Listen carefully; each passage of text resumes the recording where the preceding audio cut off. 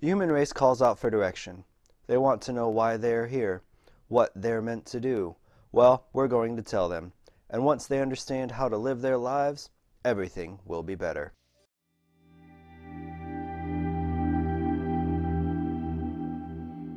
Hello and welcome to Visions of the Past. This is an Assassin's Creed lore podcast. My name is Andrew, and I'm grateful to see that you have found this podcast. Today, we're going to talk about the person who gave us that quote, Warren Vidic. Vidic's first appearance is in the series' first game, Assassin's Creed. He would also have a major role in Assassin's Creed 3 and smaller roles or cameos in Assassin's Creed 2, Brotherhood, Revelations, Black Flag, and Rogue. He was also in the comics Assassin's Creed The Fall and Assassin's Creed The Chain. Vidic's name is fitting based on his role in the first Assassin's Creed, as Warren is Teutonic in origin and means enclosure, and was modeled and voiced by Philip Proctor. Warren's birth date is unknown, and nothing is known about his life until his service aboard the USS Maddox in 1964. While aboard the ship, he is already a member of the Templar Order, working under orders from William King Harvey, an agent within the CIA and a high-ranking assassin secretly working as a double agent for the Templars. Vidic would take charge of the seriously injured assassin Xenia, who he was unable to save, but Vidic was able to save Xenia's unborn child. After the birth, the child's father, the assassin Boris Pass, would name her Natalia. Harvey would then inform Pash that she would be raised by Vidic to ensure that Pash would serve the Templars, and that all of his research on Project Bluebird would be given to Vidic to study the concept of genetic memory. In the years that followed, Vidic would raise Natalie and expand his knowledge on genetic memories to the point that he would be able to create the prototypes that would one day become the Animus. Around 1977, Vidic decided to use Natalie as a test subject in his prototypes. Natalie would relive the life of her father, and in doing so, found out that she was actually a hostage of the Templars. Natalie would take her revenge by managing to deliver a copy of the Animus blueprints to William Miles, and then escape Vidic's lab with an Apple of Eden that was used by her father as a bargaining chip to save the life of her and her mother. Over the next few years, Vidic would continue to work on his theories, to the point that Abstergo Industries would allow him to run what would be known as the Animus Project, which would come into direct competition with Eileen Brock's Surrogate initiative. This would lead Vidic to wiretap the phones, offices, and laboratories of Brock and her co-workers.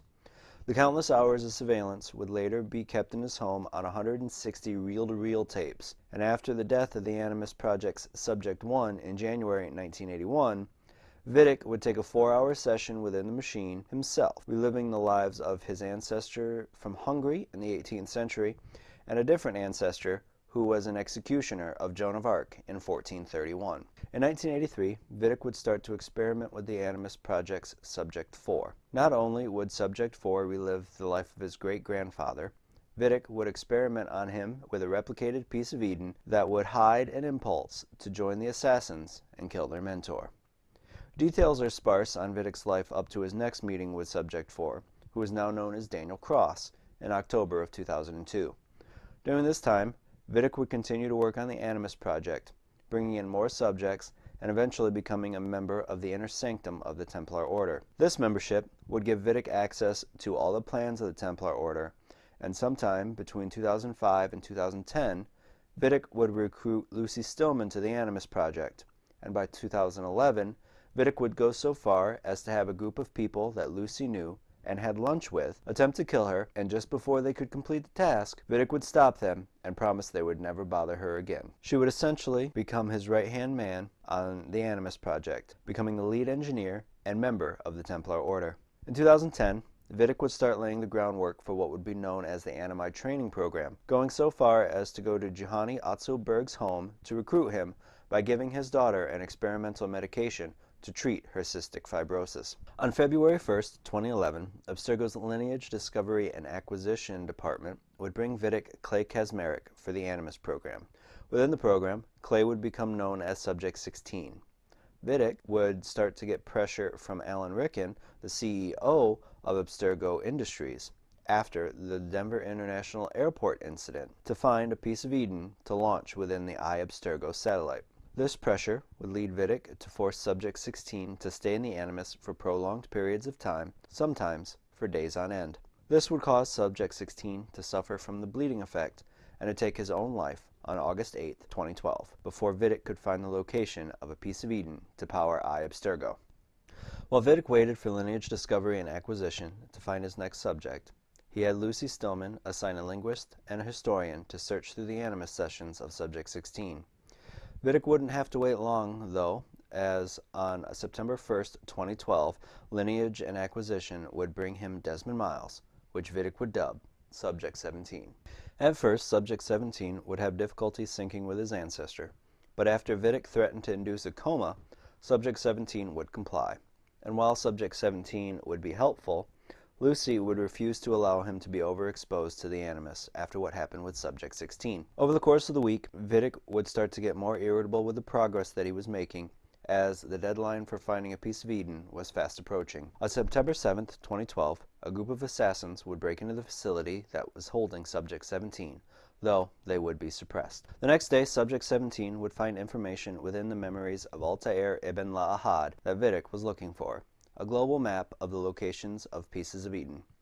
In the conference room, after finding the map, Vidic would agree with 3 other men that Subject 17 should be terminated. Lucy, though, disagreed. Her thinking was that there was a chance that Desmond might have more information within his memories. Vidic would think that Lucy was overstepping her bounds and challenging his authority. But after putting Desmond to bed and having a conversation with Lucy, they would come up and initiate Project Siren, a plan to allow Subject 17 to escape in an attempt to get information from his genetic memories faster than within the Abstergo facility. Initiating the plan that night, Lucy Stillman would escort 17 back to Lucy's old assassin cell. On September 15, 2012, Vidic would launch an attack on the assassin cell's location that Lucy took Subject 17 to. This attack would be a front for the real goal of the mission, the collection of Animus tapes from Subject 17's recent sessions that were left behind by Lucy. After the assassins' retreat, Vidic would keep in contact with Lucy under the pseudonym William M. Once Vidic returned to Abstergo's facility, he would begin mass training of Templar recruits using the Animi training program in the same way that the assassins trained Subject 17 over the week after his escape from Abstergo. Vidic would be impressed by a few recruits and would even appear to Johanni Otto Berg, whom he personally recruited into the program, to induct him into the inner sanctum of the Templar Order. In December, Berg would capture Subject 17's father, William Miles, in Egypt, and Vidic would send a message to Subject 17. "Give me the piece of Eden you've acquired, and you can have back your father." Instead, Subject 17 would decide to rescue his father. Arriving on December 14th, Desmond would use the Apple of Eden in his possession to infiltrate Abstergo's facility in Rome, eventually rescuing his father and killing both Daniel Cross and Warren Vidic in the process. There's absolutely no denying Warren Vidic's place within Assassin's Creed. Within the lore, without him, we would not have the Animus, and when you look at him outside the lore, without him, we would not have a foil for Desmond. He was prickly and short-tempered, but fully dedicated to the Templars' goal of a new order.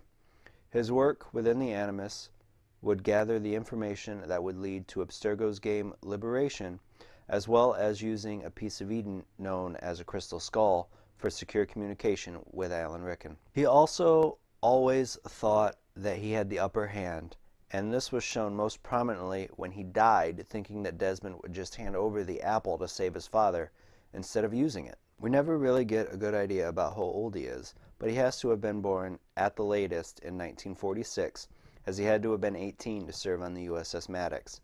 Though I would not be surprised if he was born at least a few years prior to this, as his voice actor, Philip Proctor, was born in 1940, and Vidic was already a Templar at the time of his posting on the Maddox. When we look back at Desmond's story, Vidic will always be there, not only as a captor, but as a catalyst for the change that Desmond goes through. Thank you for your time. Please feel free to subscribe to the podcast, and you can find me on Twitter at visions_AC. Until next time, my assassin friends, make sure to follow the creed, and to those Templars listening, may the Father of Understanding guide you.